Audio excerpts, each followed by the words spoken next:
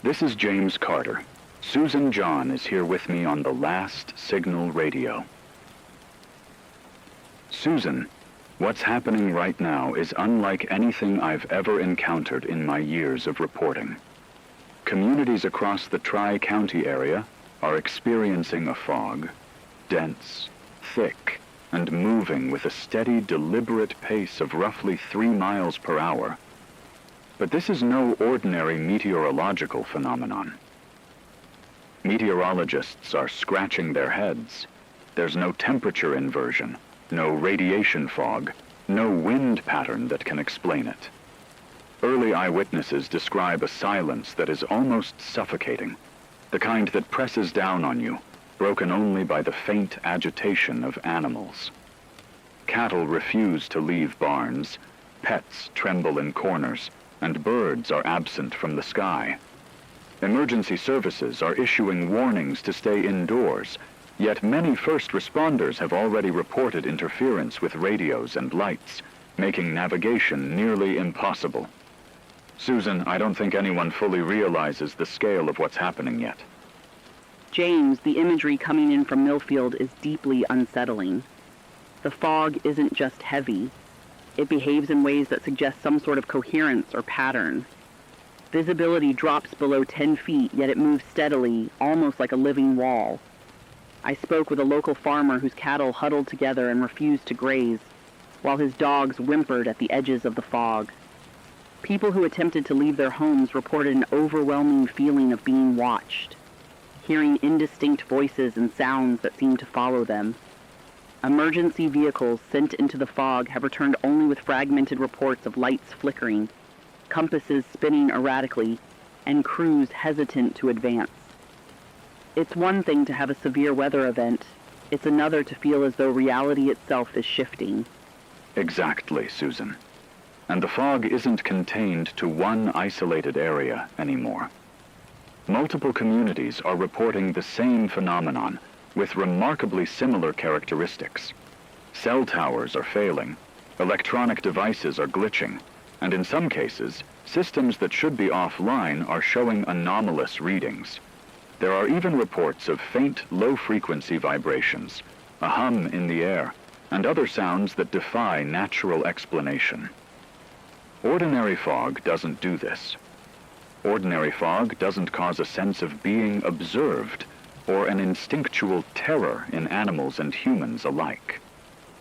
For all intents and purposes, this fog is behaving as though it has intent, or at least the consequences of something operating on a level we can't yet comprehend. And James, let me emphasize for anyone hearing this, this isn't just a story about weather or atmospheric oddities. Early attempts to classify this fog scientifically have failed. Some experts suggested barometric pressure changes or rare radiation effects, but those explanations cannot account for its uniform density, methodical pace, or the immediate psychological and physiological effects on humans and animals. Residents are barricading themselves in homes, improvising defenses, and observing from the edges. The fog seems to move independently of terrain, buildings, or wind patterns, and the longer it lingers, the more pronounced its effect on the environment and those within it. And Susan, as we watch this story develop in real time, it's clear that the fog is not just a passive weather anomaly. Roads are deserted, power grids are fluctuating, and those attempting to traverse affected areas report vertigo, anxiety, and a pervasive sense that something unseen is tracking their movements. Early communications from local authorities stress caution, but there is also fear of underestimating the phenomenon. What started as a strange weather report has escalated into a crisis that's testing both human adaptability and understanding of the natural, or perhaps unnatural, world. For anyone near these fog zones, the message is simple. Do not enter it. Do not attempt to confront it. Secure your homes, maintain your distance, and if possible, document what you see safely. While the origin and nature of this fog remain unknown, one thing is certain. This is a phenomenon beyond conventional explanation. Communities are beginning to understand that their very reality is being disrupted. and even those outside the immediate zones are feeling the ripple effects, fear, uncertainty, and the instinctual dread of the unknown. Susan, I've just been in contact with several residents in the affected Tri-County area, and the accounts are chilling. One woman in East Millfield described stepping outside to check on her livestock and being met with a wall of fog so dense she could barely see her own hands. Her cattle had huddled into corners of the barn, trembling, and her dogs were barking frantically, refusing to move. She said she could hear faint whispering, voices she couldn't identify, speaking languages she didn't know, and the sounds seemed to shift as she walked. James, I have to say, even reading these reports, it's hard not to feel a visceral sense of the fear they're experiencing. Absolutely, James. And what's remarkable, terrifying even, is the consistency of these reports. I spoke with a high school teacher whose students were trapped at the bus stop when the fog rolled in. She told me that they described seeing figures moving inside the mist, humanoid shapes that didn't react like living beings, almost translucent, shifting and flickering in and out of perception. She admitted she initially thought it was panic-induced hallucination, but multiple witnesses confirmed the same visions. Beyond the figures, they reported hearing humming or mechanical sounds, shadows stretching unnaturally, and lights from ordinary street lamps appearing distorted, like bending or fracturing through the fog itself. And Susan, it's not just visual phenomena. Residents are reporting physical sensations too. Pressure changes in the air, sudden chills, headaches, vertigo. One farmer even described a moment where the fog seemed to pulse around him, like it had rhythm or intention. Pets react first, but humans are clearly affected as well. Panic is spreading quickly. Many people are barricading themselves indoors, trying to keep their children calm, and some have fled vehicles abandoned on the roadside. For families, the emotional toll is immediate: confusion, fear, helplessness, and it's compounded by the uncertainty of what exactly they're confronting. James, I also want to highlight the isolation people feel. Emergency services are stretched thin or unable to respond inside the fog. Cell signals are dropping, lights flicker unpredictably, and even radios report static and strange interference. People describe hearing sounds they can't identify, sometimes their own names whispered back at them or mimicry of familiar voices. But when they turn, there's no one there. The psychological strain is intense. Some families are huddling together for hours in complete silence, too frightened to open doors or windows. The fog has made the everyday act of moving or communicating feel perilous. And the livestock, Susan, these reports cannot be overstated. Animals have an acute sense of environmental shifts, and here they're acting as an early warning system. Horses refuse to leave stables, cows collapse from stress, dogs bark incessantly, cats vanish from homes altogether. Residents are noting that even the behavior of wildlife, birds gone from the trees, raccoons clustering unnaturally, suggests the fog is altering behavior on a scale beyond human comprehension. It's a reminder that this is not simply a visual anomaly. It's an event that touches the entire ecosystem of life in these zones. Finally, James, I think the most haunting aspect is the way humans are trying to interpret what they're seeing. Some think the fog is a natural disaster, others suspect chemical exposure, and a few whisper of more supernatural explanations. Regardless, the reality is that people are confronting something entirely new. They're trapped in a situation that defies conventional understanding, and the fear is palpable. Not just fear for life, but fear of what they can't explain, fear of being watched, and fear of being entirely powerless. These first-hand accounts make it clear this fog is personal, immediate, and deeply unsettling. Susan, as the fog continues its slow, relentless march across the Tri-County area, scientists are scrambling to make sense of what's happening.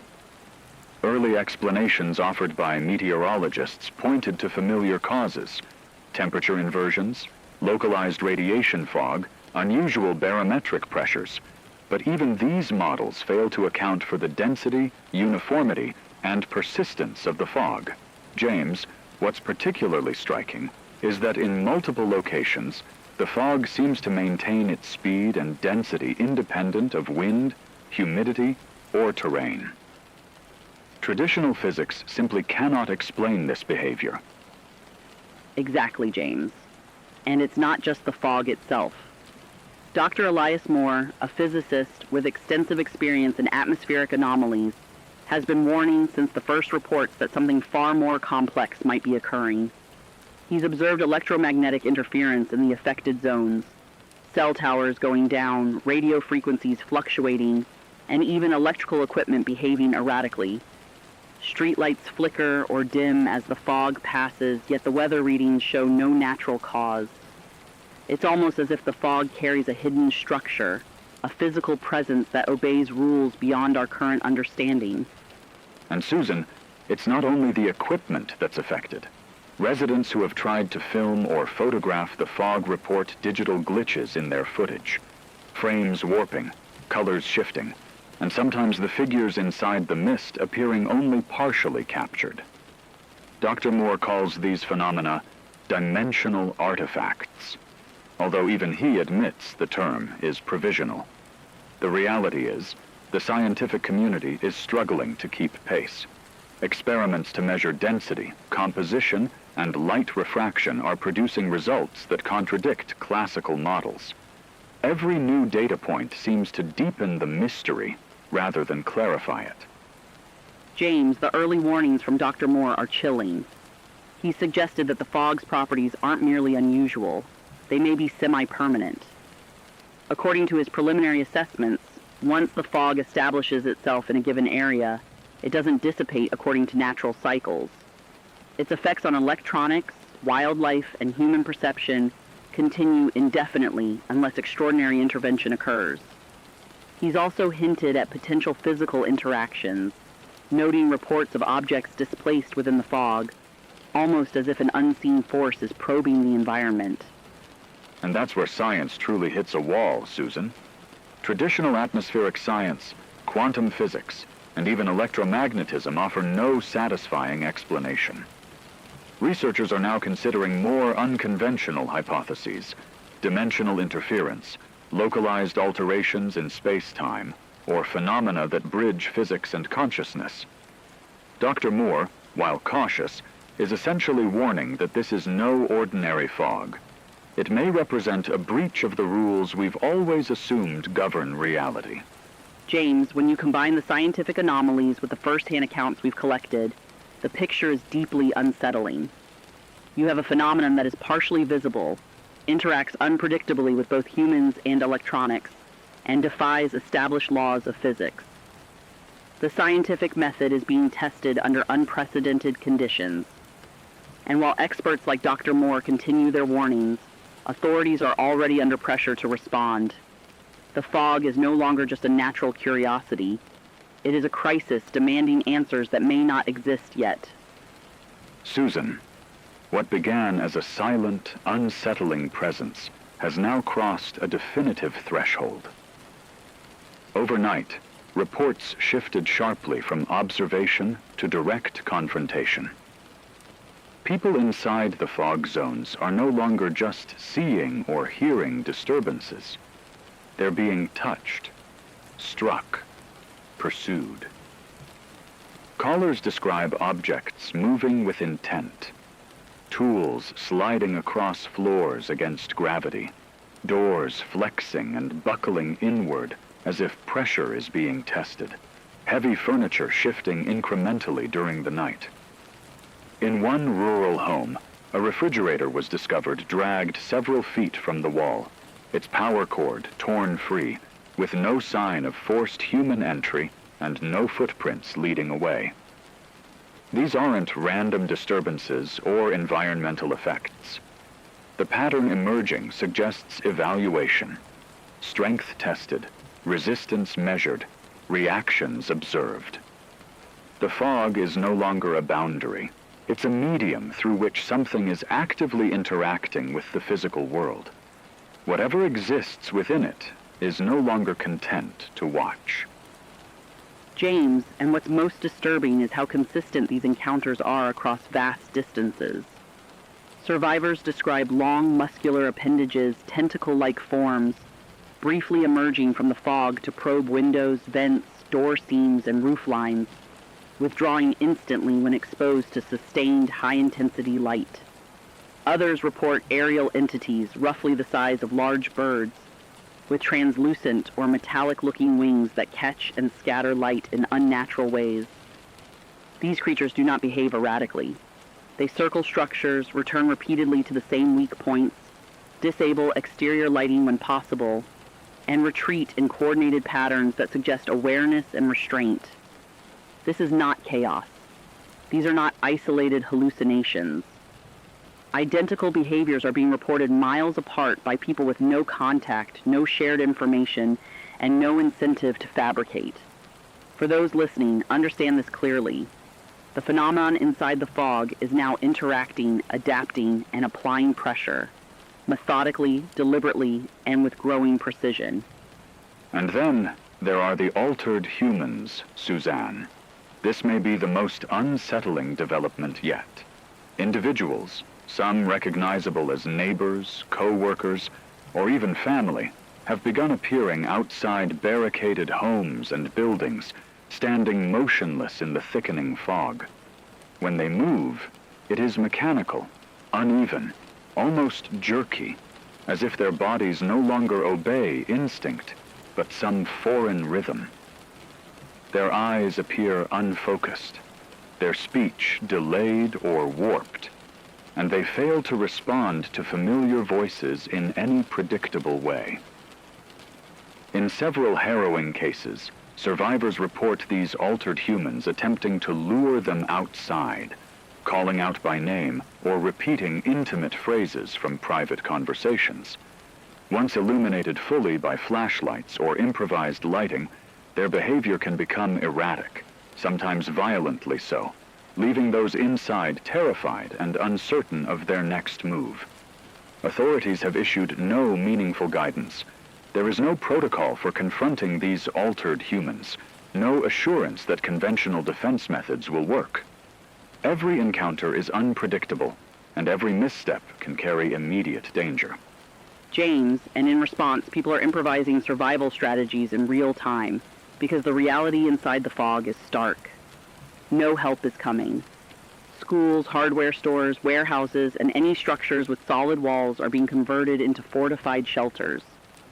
Barricades are reinforced with shelving, lumber, vehicles, anything that can create distance from the fog or its denizens. High-intensity lighting has become the primary defense. Floodlights, construction lamps, and even car headlights wired to generators illuminate corridors, doorways, and perimeters. Survivors report that while the entities and altered humans do not vanish entirely in bright light, sustained illumination seems to make them hesitate, recoil, or lose coordination. Improvised weapons are everywhere, not as tools of confidence, but as desperate measures to protect fragile zones of safety. Communities have organized watch rotations because sleep inside the fog has become one of the most dangerous activities imaginable. Every movement, every sound, every decision is calculated for survival, a testament to human creativity, endurance, and sheer will in the face of a threat that defies comprehension. What's chilling, Susan, is how deliberate and calculated this all feels. The entities don't rush.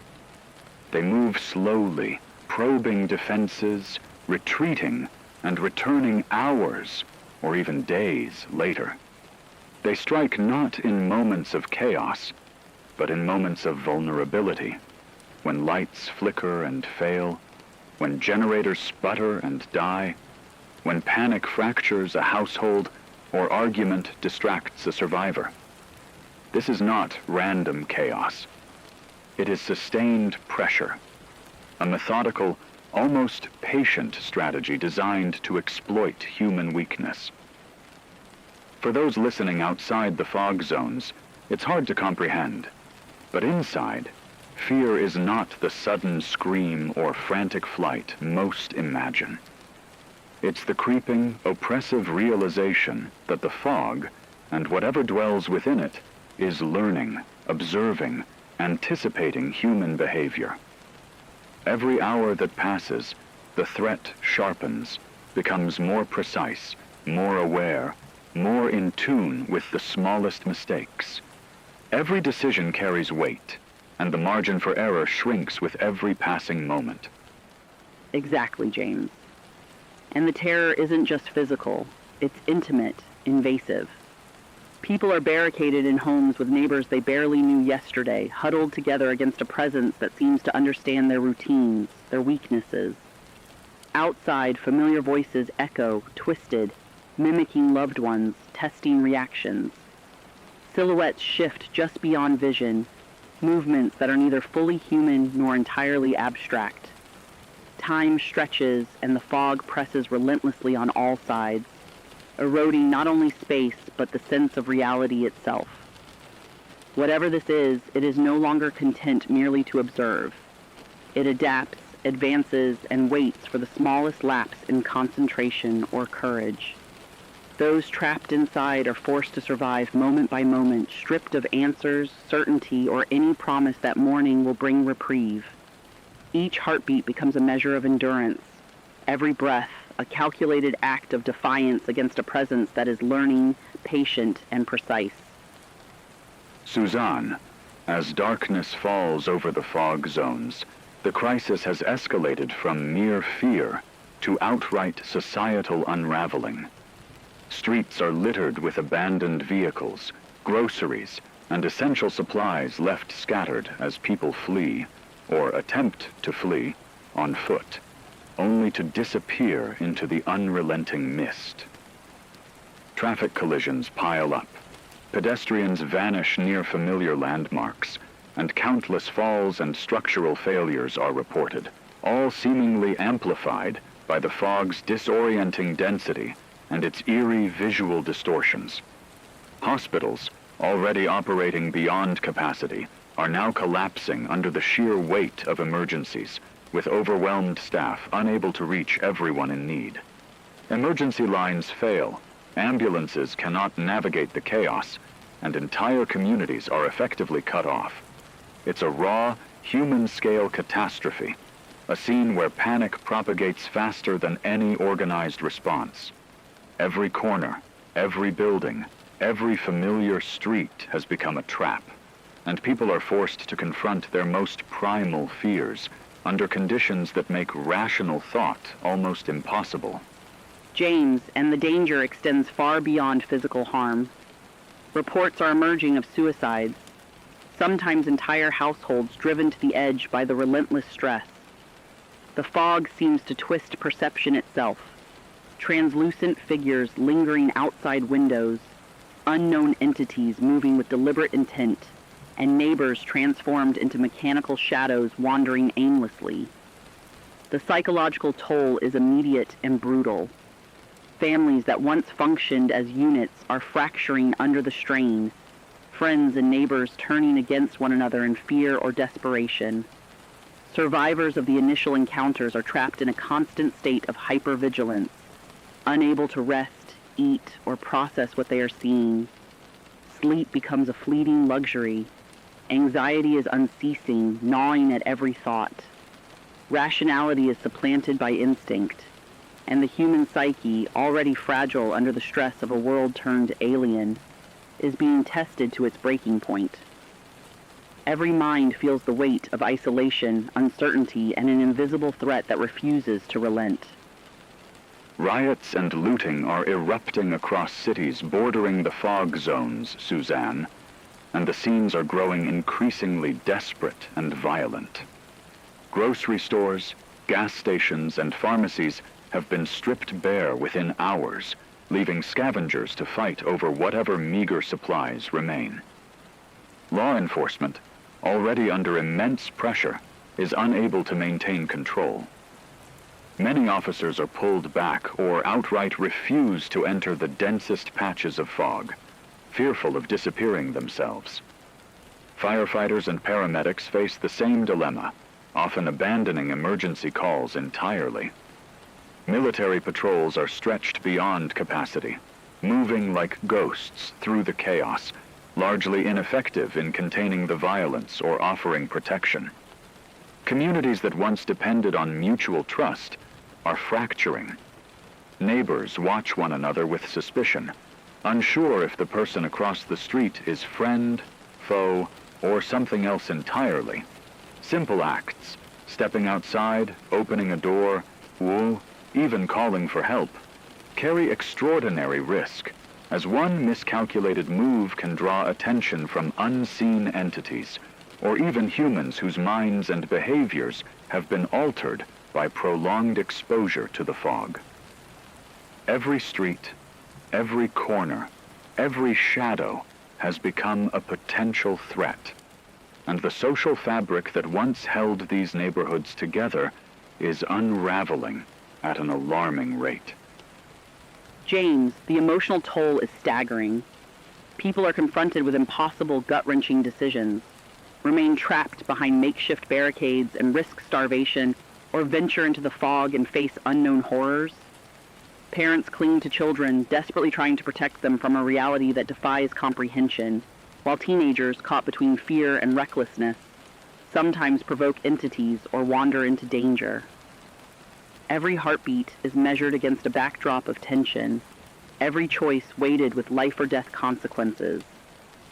Even those who survive a night of chaos emerge profoundly changed, their nerves frayed, their trust shattered, and their sense of normalcy obliterated. For anyone observing from beyond the fog, the reality seems almost incomprehensible. But inside, there is no distance, no relief. Every breath, every step, every glance could be fatal. The crisis is no longer abstract. It has become intensely personal, unyielding, and relentless, stretching the limits of human endurance and resilience. Suzanne, the psychological strain in the fog zones is compounding in ways that are profoundly destabilizing. Survivors report shadows that flit at the periphery of vision, whispers mimicking familiar voices, and an unrelenting sense of being observed. Even when the fog seems to thin or recede, it's not just fear, it's a constant grinding pressure on the mind, night after night, eroding the ability to make sound decisions, magnifying errors, and amplifying chaos. Communities that once functioned with routines, cooperation, and shared purpose are fracturing. Fear now dictates nearly every action. Neighbors distrust one another. Families struggle to communicate without panic overriding reason, and even previously minor conflicts can escalate into violence. In these zones, the world has been stripped to its most elemental form: raw human survival. Instinct replaces strategy, improvisation replaces planning, and sheer determination becomes the lifeline. The familiar scaffolding of civilization, social norms, laws, trust, and expectation feels suspended, as if the fog has temporarily rewritten reality itself, leaving only primal survival in its wake. Every choice carries weight. Every movement is measured against unseen threats, and the smallest miscalculation can become catastrophic. And James, the human consequences extend far beyond the immediate danger of the fog. Those who still manage to reach the outside world convey testimonies that are almost unbearable in their intensity.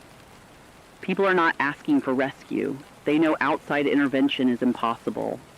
They are seeking acknowledgement that what they are experiencing is real, tangible, and incomprehensibly dangerous. The crisis is as much psychological and social as it is physical. Trust is crumbling. Interpersonal bonds are strained to breaking, and the human spirit is tested in ways that no training or preparation could anticipate.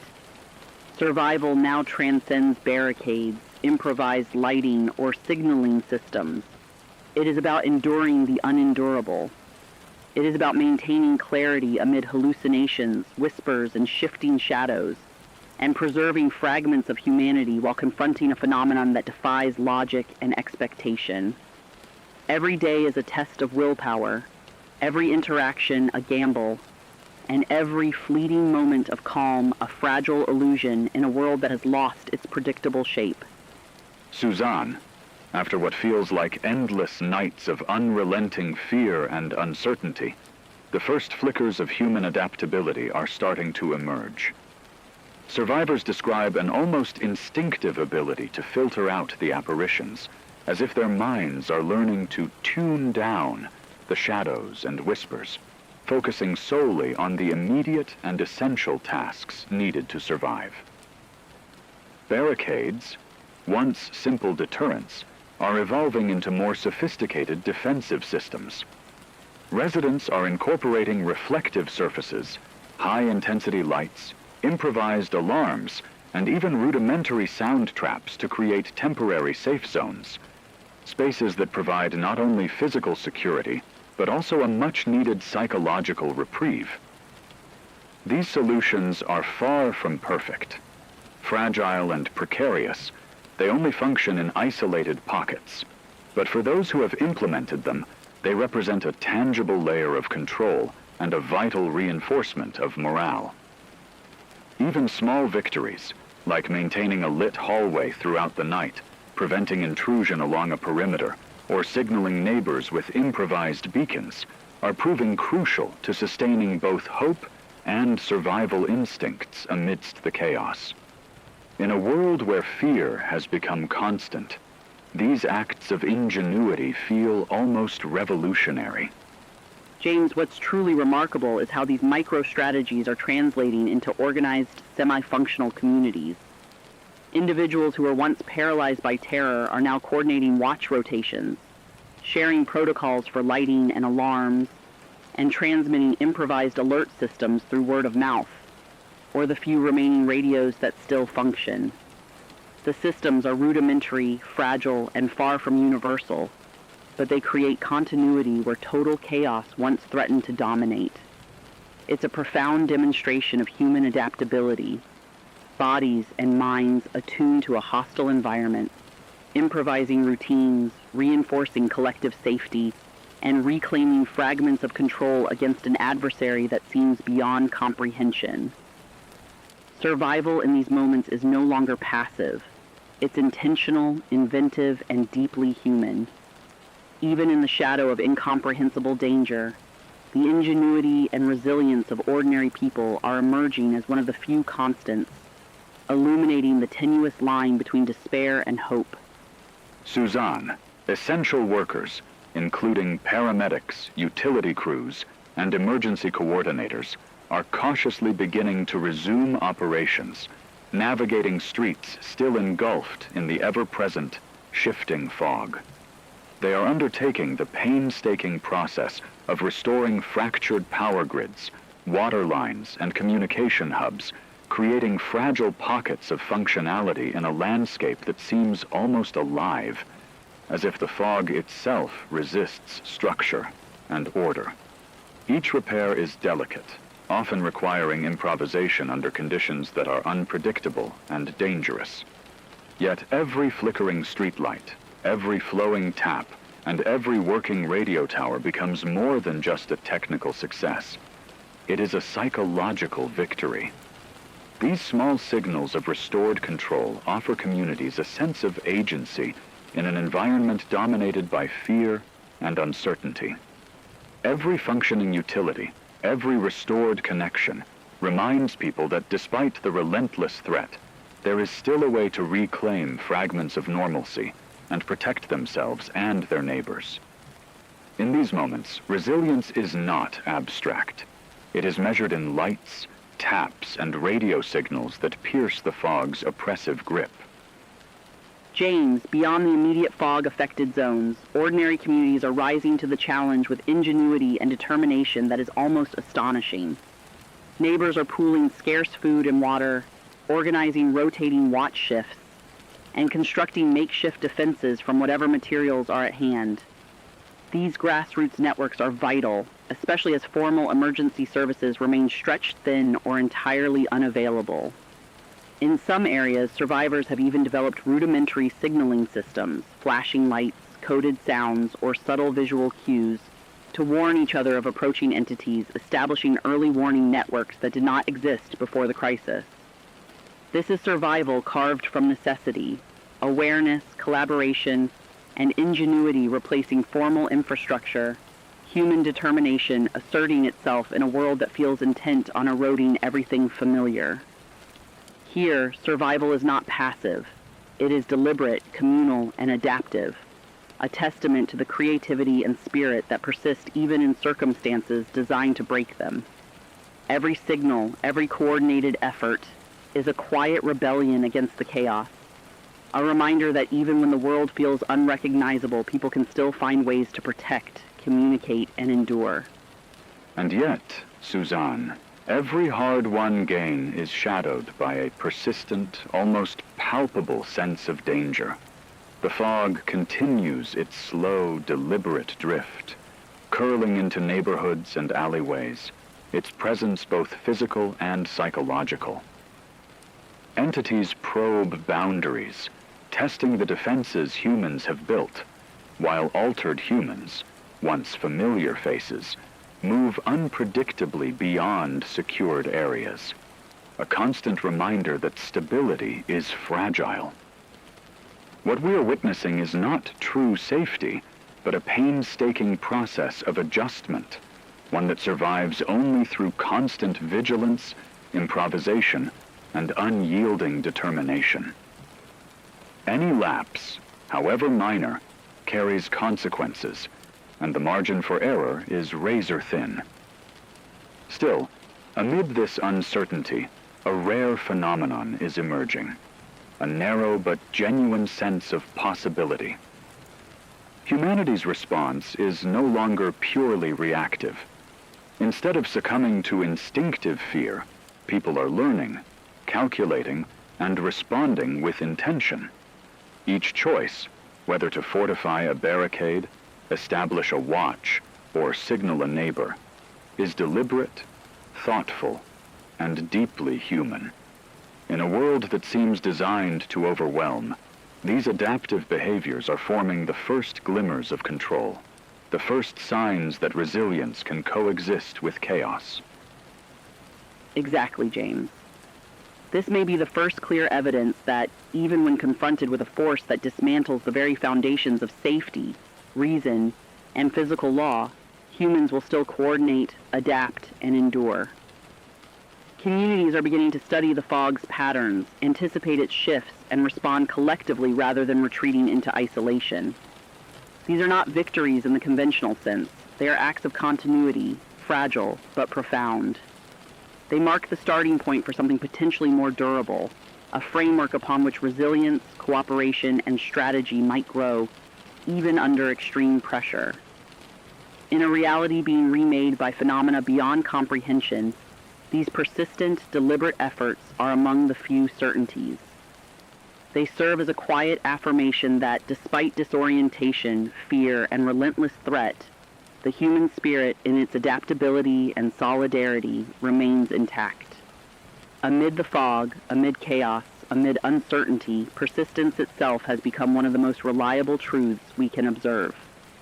Suzanne, as the fog stretches into its fifth day, we're witnessing more than just the evolution of survival tactics. It's beginning to reshape the very fabric of society. Legal authorities are scrambling to adapt in real time. Emergency ordinances are being rewritten to account for semi-permanent fog zones, and questions of property, liability, and public safety are being reconsidered on the fly. Even the way we define neighborhoods, movement, and territory is being challenged. Technology, too, is evolving under pressure. Residents are experimenting with augmented reality filters to map safe corridors, detect altered humans, or track entity movements, essentially layering digital awareness onto an already hazardous reality. Communities are improvising governance, communication, and strategy simultaneously, an improvised culture of crisis emerging organically from necessity. What's striking, Susan, is that in the chaos, people are not just surviving. They're actively shaping a new, adaptive order, testing the boundaries of law, society, and cooperation in ways previously unimagined. The fog is not only a physical hazard, but a catalyst for innovation, adaptation, and an entirely new social ecosystem. Absolutely, James. And it's not just governance and technology that are adapting. Education is transforming too. Teachers are improvising lessons for children that combine survival skills with a comprehension of the new realities around them. Curricula are shifting almost daily, incorporating safety protocols for fog zones, anomaly recognition, and strategies for navigating overlapping or distorted realities. Even cultural expression is being profoundly affected. Art, music, and literature are erupting with themes born directly from this crisis. Murals depict fog creatures and altered humans. Music mimics distorted environmental sounds, and poetry attempts to capture the emotional dissonance and constant tension of life in these zones. These creative outlets are not just coping mechanisms. They are the first signs of a cultural language emerging organically from fear, grief, and awe. Communities are using art to communicate shared experience, to process the unimaginable, and to assert identity and humanity in a world where normalcy has been suspended. In short, the fog is not only reshaping survival, it's reshaping civilization itself, bending education, governance, and culture into forms both improvisational and profoundly human. And Suzanne, the religious and spiritual responses cannot be understated. Across towns and cities, houses of worship are transforming into both sanctuaries and centers of inquiry. Clerics, shamans, and spiritual guides are interpreting the fog not merely as a calamity, but as a trial, a revelation, or a liminal space bridging the living with the unseen. In some areas, communities are deliberately merging scientific reasoning with spiritual reflection, establishing dialogues where physicists, clergy, and citizens deliberate openly on what this means for the nature of existence, moral responsibility, and the afterlife. Debates range from quantum explanations for the fog's behavior to theological interpretations of its purpose. The result is a cultural evolution unfolding in real time.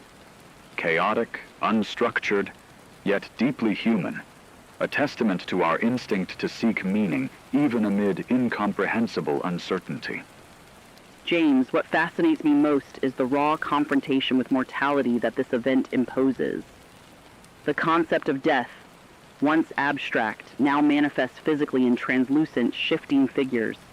Echoes of lives once lived, gestures frozen mid-motion, emotions suspended. Communities are grappling with questions that no philosophy class or religious text fully anticipated. Ethics under constant threat, the weight of legacy, the very purpose of action when the environment itself becomes alien.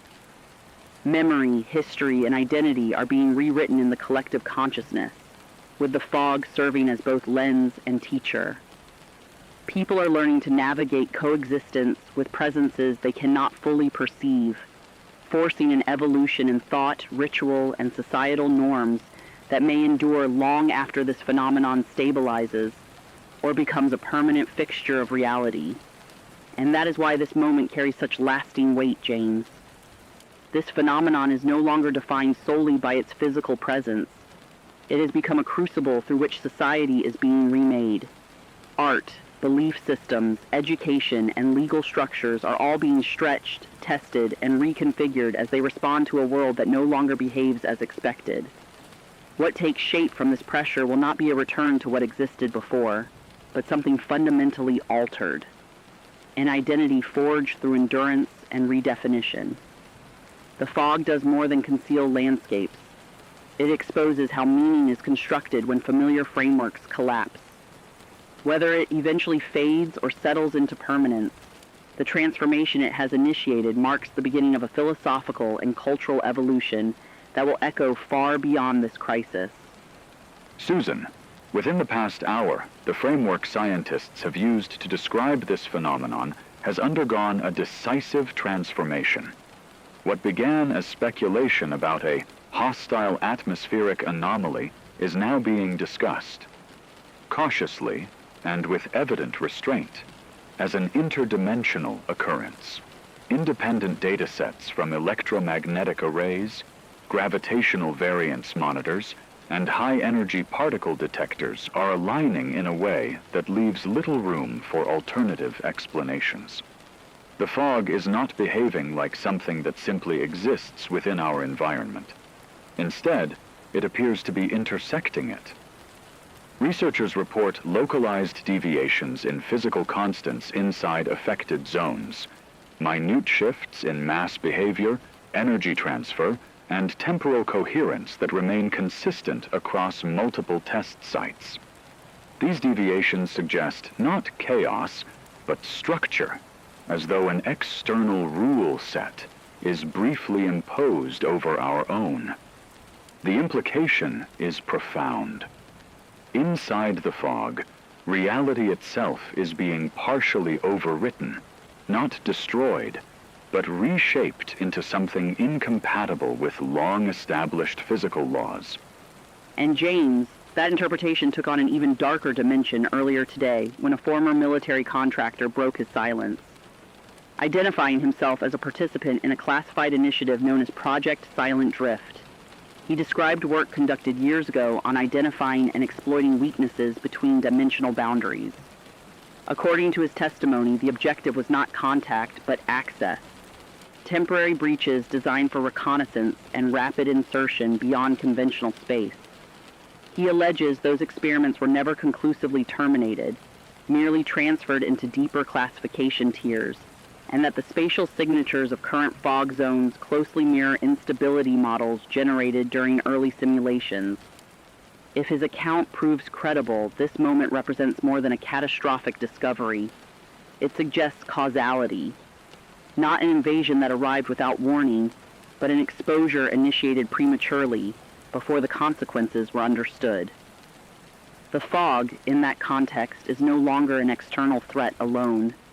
It is a consequence unfolding, one that forces humanity to confront the cost of probing boundaries it was never prepared to cross. What's proving just as disturbing, Susan, is how researchers are beginning to map the internal structure of the entities operating within the fog. Analysis of fragmented footage, degraded sensor logs, and survivor testimony now points toward an organized hierarchy rather than chaotic emergence. Smaller airborne organisms appear to operate as advance elements, moving quickly through affected zones to disrupt illumination, sever communication lines, and provoke disorientation. Larger ground-based forms, often described as multi-limbed or tentacular, engage with physical environments directly, probing barriers, stressing foundations, and adjusting their behavior in response to resistance. Above these tiers, scientists believe there are massive coordinating presences, seldom observed but strongly inferred through low-frequency emissions that impair memory, focus, and emotional regulation. These signals appear synchronized across wide areas, suggesting centralized direction. None of this resembles instinctual predation. The patterns indicate surveillance, strategic learning, and deliberate expansion into occupied territory. That's where unease transforms into something far more chilling, James. These entities aren't merely responding to human activity, they're evaluating it. Their imitation of familiar voices, their precision during blackouts, and their consistent withdrawal from sustained illumination all point toward adaptive intelligence.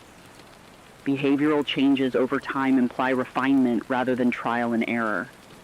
This has led scientists to consider a far more unsettling possibility, that the fog itself may be a constructed environment, not an accidental phenomenon.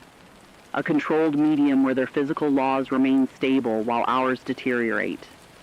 In that framework, the fog becomes less of a weather event and more of an interface, an overlapping domain optimized for their presence and hostile to ours. The terror lies not only in the danger, but in what it suggests, purpose, foresight, and a scale of planning that places humanity not at the center of this encounter, but somewhere far closer to the margins. And Suzanne, for the scientific community, we've reached an unprecedented tipping point.